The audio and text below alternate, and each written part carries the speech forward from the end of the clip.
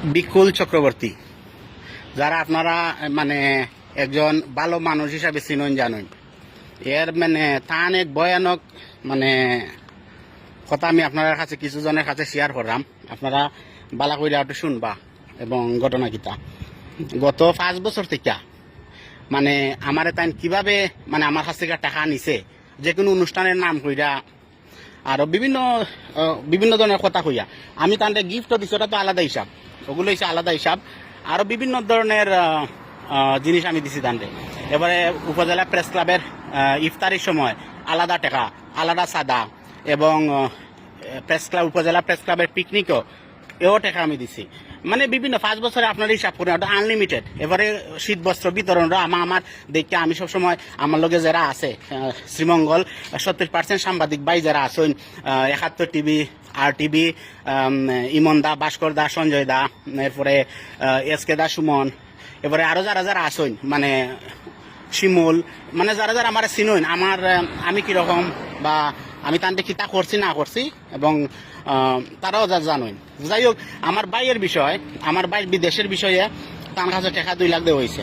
সুকান্তর বিষয় মানে পর্তুগালের বিষয়। এবং তাই জনতা থিয়েটারের যারা পরিচালনা করুন, জনতা থিয়েটার যারা পরিচালনা করুন শ্রীমঙ্গল, তারারে না জানাইয়া উপজেলা প্রেস ক্লাবও তাই করছেন, ও নাটক রিহার্সাল করাইছেন। এরপরে ওগুলা মনে তদন্ত হয়েছে, পরে কেউরই ভিসা মিলছে না, একটা বুয়া।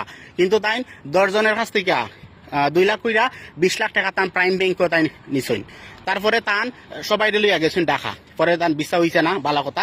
পরে আমার বাইরে ইন্ডিয়া নিছে, আমার বাইরে খরচে, আমার বাইরে একটা বছর তাই নষ্ট করছেন, আজকে কালকে কইরা কইরা। যাই হোক, সমস্যা নাই। নাইলে অতদিন আমার বাইরে 3-4 বছর আগে আমি খাতার আনিলাম। আর আমি বিকুলের কাছে ভিক্ষা চাইলাম না, আমি যা দিছি তার ওটা ভিক্ষার থেকে বেশি টাকার প্রশ্ন নাই। আমি চাই আপনারা যারা শুনবা আমার ভিডিওটা, এর আসল চরিত্র আমি তুলে ধরলাম, বুঝছেন? তার সন্তানের, বিকুলের ছেলে মেয়ের মাথা আটরাইকা হোক, আমি টাকা পাই না। আমার বাইরে সম্পূর্ণ টাকা দিছে নি, আমার টাকা দিয়ে বিদেশ ঘুরে আইছে, ঘুরে আইয়া কয় ভিসা হইছে না, টাকা মারি গেছে কি কথা বুঝছেন নি? এই বিষয় আপনারা আমার কথাটা বালা করে বুঝছেন, কত বড় সিটিং করছে।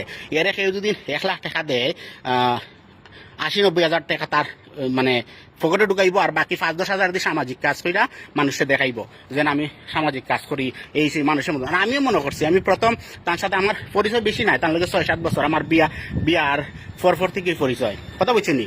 আর বিভিন্ন ধরনের ইয়টিও মানে করছেন আমার লগে তাই। মানে এরপরে আমি টাকা করছি গত কিছুদিন আগে কুচি, এবং তাই বিভিন্ন ধরনের আমার মার সাথে মারেও উমকির গে দেশ আইলে দেখা যাইব না, তখন মানে কোনো ধরনের তাই কোনো ইয়ে নাই।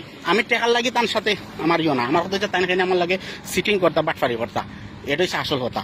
মানে তার মতো এবং দুকাবাজ আর তো কেউ নাই। এরপরে আমার বইনে কইসইন, তারা তো জানোইন আমি যে সময় বিদেশ দেন ও কোন মেয়ের জীবন নষ্ট করছেন, বিয়া করছেন না, মেয়েটা বলে পাগল হয়ে গেছে, অনেক কাহিনী প্রেম করছেন এক ম্যাডামের মেয়ে। তখন আমার বইনের কাছে যারা সাংবাদিক বাইরা আছেন, এরা ইয়ে করবা, ও আমার বইনের কাছ থেকে গেলে তথ্য পাইবা। মানে আমি সঠিক ইয়ে করতে পারলাম না, নামটাম, ওটা একটা নিরাপত্তার একটা ব্যাপার সেপার আছে, মানে তারা ইচ্ছা করলে বার করতে পারবা। এবং আমি আরো শুনছি এক মহিলার কাছ থেকে, এক সাংবাদিক ভাই হয়েছেন, এক মহিলার কাছ থেকে তাই মানে ইয়ে দিবা হইরা, ও দেন বাসা দিবা, বাসা বানাই দিবা হইরা টেকা আনছেন গরিব মহিলার কাছ থেকে। পরে বলে তাইনার যোগাযোগ করছেন না, মানে বিভিন্ন ধরনের ইয়েটি হয়েছে আর কি। যাই হোক, এখন এরপরে ঘটনা হয়েছে, আমি কাতার আছি প্রায় 13-14 বছর দিরা। কাতার একটা রাজতন্ত্র দেশ, ওকে, মানে রাজতন্ত্র দেশ। আমি যে কোনো সময় যে কোনোটা করতাম পারমু কাতার, কেন আমার কাছে ফ্রি ভিসা আছে। আজকে এক ভাই নাম হয়েছে বিপ্লব, তাদের খুব আমি সম্মান করতাম, মানতাম। তাই একটা পোস্ট করছেন দেন কাতার এবার ফ্রান্সের নিলয় দা প্রশ্ন করছেন, সে আবার কইছে যে সুব্রত চক্রবর্তী ঠাকুরপাড়ার তাই উল্লেখ করছেন। কিন্তু আমি 17-18 বছর, তাহলে বিকুলে যেন আমার 16-17 বছর ধইরা আমার কাছ থেকে টাকা পয়সা নিল, তো আমি খারাপ মানুষ, আমি সুব্রত খারাপ, তাহলে খারাপ মানুষের কাছ থেকে টাকা কিভাবে নিল? তখন দিতে পারলে সবাই আর না দিতে পারলে নাই। আমিও তো রাজনীতির সাথে জড়িত, আমার রাজনীতির লিডার হয়েছেন আমি কলেজ জীবনের জবর ভাই, সালাউদ্দিন ভাই, টিটু ভাই। আমি কাতার যুব দলের সাথে জড়িত আছি, ওকে। ওনার ব্রাহ্মণবাড়িয়ার প্রস্তাবিত সেক্রেটারি আমিনুল ইসলাম, তানরে জিগাইলে বা তান পেজও গেলে মানে মিলব। কিন্তু আমি তো ধরনের না, তার মতো তো আমি নাম ভাঙাইয়া চলি না। একদিন আওয়ামী লীগ, একদিন বিএনপি, সাফাবাজি, তেলবাজি হইলে তো আমি চলি না। আমি আমার কষ্ট হইরা কাতার কি গরম 40-50 ডিগ্রি আমি গরম, আমি খাস করে আমি বাসা করছি, মানে ওগুলা করছি। গরম হয়েছে এই টান হয়েছে চরিত্র। তো এখন আমার টেকা বড় কথা নাই, তান কত হয়েছে তান সন্তানের মাথা তার ছইয়া খৌকা যেন আমার লোকের এখানে বাটপাড়ি এখানে করতা। আর একজনে যে লেখছে বিপ্লব দায় লেখছে কিতা যে আমি কাতা হয়েছে রাজতন্ত্র দেশ, কোনো সামান্য জন সে ভুল করে সাথে সাথে আট খাটিলায়। আর অনেক হয়ে ওটা হচ্ছে রাজতন্ত্র দেশ, আরবির দেশ, অনেক কোনো ধরনের ইয়ে চলে না যেন ক্রাইম করছো তোমারে খেওয়াইয়া বাঁচাইব। অন হয়েছে জার্জি অন হয়েছে তোমার জার্জি ইয়ে করা লাগে। তো এই জন্য আমি কইরাম তাই যেগুলা করছে ইয়ে নাই। আমি আপনার আর একটা জিনিস দেখাই, আমার বর্তমানে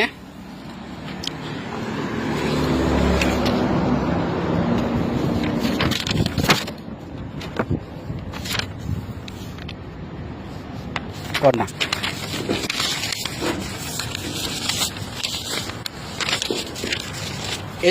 এই যে কাগজটা দেখরা, ওটা আমি ছবি তুলে ফাটাই মনে যার কাছে লাগে ফাটাইমু, আমি সমস্যা নাই।